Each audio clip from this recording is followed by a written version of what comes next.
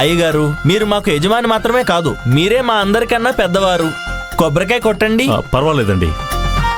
లేదయ్యగారు, మీరే కొబ్బరికాయ కొట్టండి.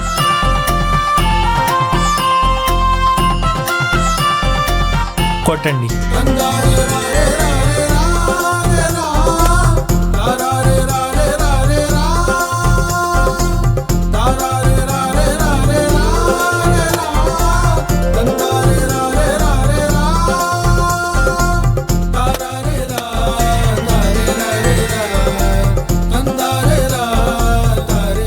నెక్స్ట్ రిబ్బన్ కట్టింగ్ అమ్మతో చేయిస్తుందేమో. నీలవేణి తెలివితేటలకి ఏం తక్కువ లేదు.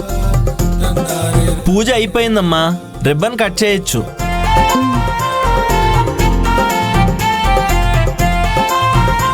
నేను కాకపోతే ఆ రిబ్బన్ ఇంకెవరు కట్ చేస్తారు?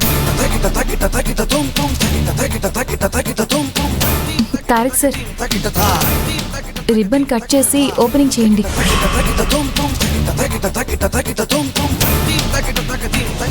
అదేంటి నీలవేణి, నువ్వే రిబ్బన్ కట్ చేయొచ్చు కదా, నేనెందుకు? లేదు సార్, మీ చేతుల మీదుగానే షాప్ ని ఓపెన్ చేయించాలనుకున్నాను. మందు సీసా పట్టుకునే నా చేత్తో ఓపెనింగ్ ఏంటి? అదేంటన్నయ్య అలా మాట్లాడతావు? అంతే కదా జ్యోతి, ఇప్పుడు తను ఇంత కష్టపడి వ్యాపారం చేసి అప్పులు తీర్చుకోవాలనుకుంది. నా చేత్తో ఓపెన్ చేయడం కరెక్ట్ కాదేమో అనిపిస్తుంది. లేదు సార్, అలా ఎప్పుడూ అనుకోకండి. మీ మనసు చాలా విశాలమైనది. అందరూ మీరు పట్టుకునే మందు సీసాని చూస్తారు, కానీ మీ గుండె కూడా గాజు సీసాలాగా సున్నితమైంది. మీది ఎంత మంచి మనసో నాకు తెలుసు కదా. బాగా చెప్పావమ్మా. అది కొంతమంది అర్థం చేసుకోరు. మీరు నన్నే అంటున్నారని నాకు బాగా తెలుసులే. మీరు రిబ్బన్ కట్ చేయండి సార్.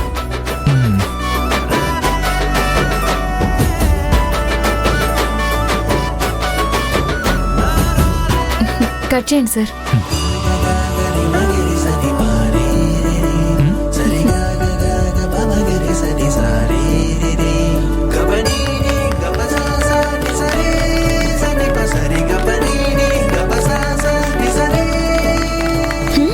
ఓపెనింగ్ బాగానే జరిగింది. ఓపెనింగ్ బాగానే జరగొచ్చు. పచ్చళ్ళ మీద లాభం ఎప్పుడు రావాలి, అప్పు నుండి ఎప్పుడు బయటపడాలి.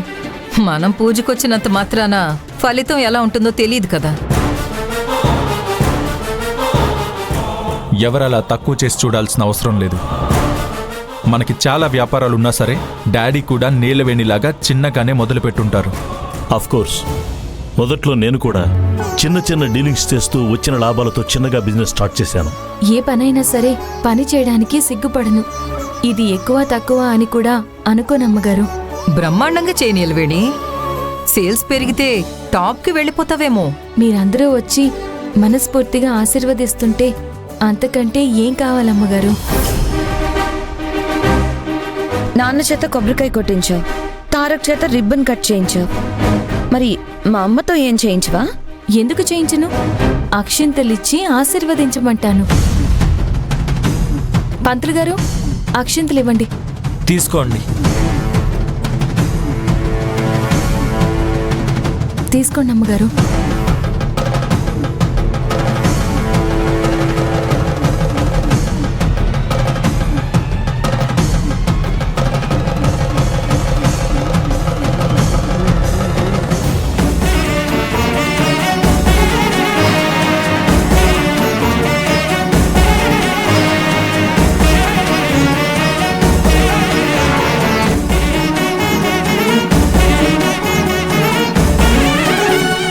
నిలవని, ఫస్ట్ పచ్చడి బాక్స్ నాకే ఇవ్వాలి.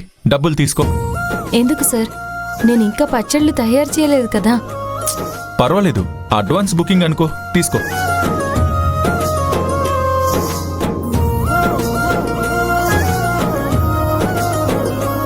మీరు బోణి చేశారు కాబట్టి నా వ్యాపారం బ్రహ్మాండంగా ఉంటుంది.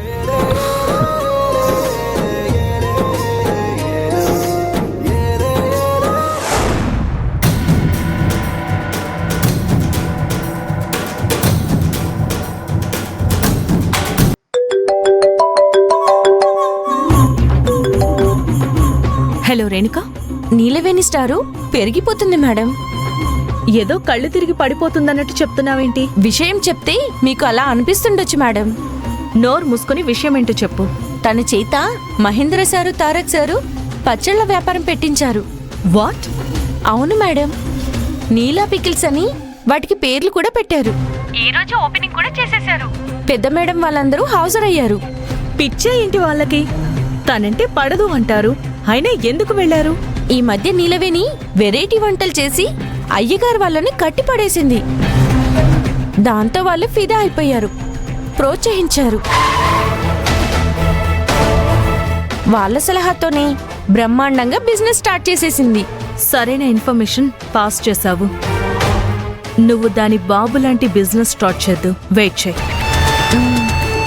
నేను ఆ ఇంట్లో అడుగు పెట్టే వరకే నువ్వు అక్కడ పని చేయాలి. ఆ తరువాత మనదే రాజ్యం.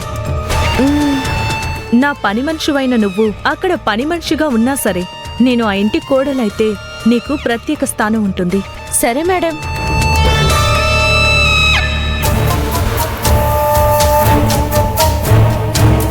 ఈ నీలవేణి సామాన్యురాలు కాదే, వదిలితే తారాస్థాయికి వెళ్లేలా ఉంది.